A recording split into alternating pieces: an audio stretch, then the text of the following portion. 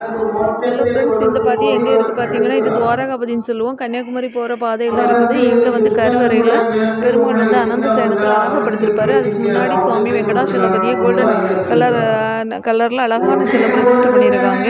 மிகவும் ஒரு தெய்வாம்சம் பொருந்திய ஒரு சிலையாக இது வந்து சாமியாக இருக்கும். பார்க்குறதுக்கு சூப்பராக இருக்கும். ஸோ சண்டே ஆஃப்டர்நூன் வந்து 1 மணிக்கு சாப்பாடு உண்டு. சாமி கும்பிட்டாலே ஆச்சு, சாப்பாடு சாப்பிட்டாலே ஆச்சு.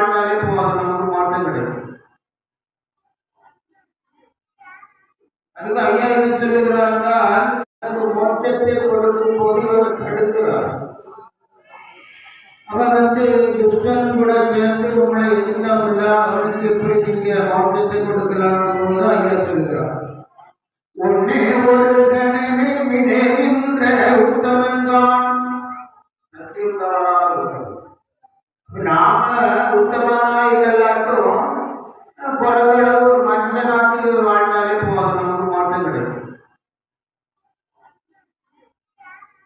அதுக்கு ஐயா என்ன சொல்லுகிறார்கள், மோட்சத்தை கொடுக்கும் போது இவர் தடுக்கிறார். அவர் வந்து துஷ்டன் கூட சேர்ந்து உங்களை எதிர்த்தாமல்ல, அவனுக்கு எப்படி நீங்க மோட்சத்தை கொடுக்கலாம்னு ஐயா சொல்லுகிறார். ஒன்னே ஒரு கணமே விடைகின்ற உத்தமன்தான்.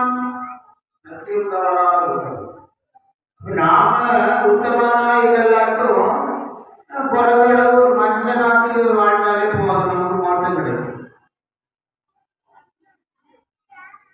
அதுக்கு ஐயா என்ன சொல்லுகிறார்கள், மோட்சத்தை கொடுக்கும் போது இவர் தடுக்கிறார். அவர் வந்து துஷ்டன் கூட சேர்ந்து உங்களை எதிர்த்தாமல்ல, அவனுக்கு எப்படி நீங்க மோட்சத்தை கொடுக்கலாம்னு ஐயா சொல்லுகிறார். ஒன்னே ஒரு கணமே விடைகின்ற உத்தமன்தான். நாம உத்தமனா இல்லையாட்டும் பிறகு ஒரு மஞ்ச நாட்டில் வாழ்ந்தாலே போதும், நமக்கு மாற்றம் கிடைக்கும். அதுக்கு ஐயா என்ன சொல்லுகிறார்கள்,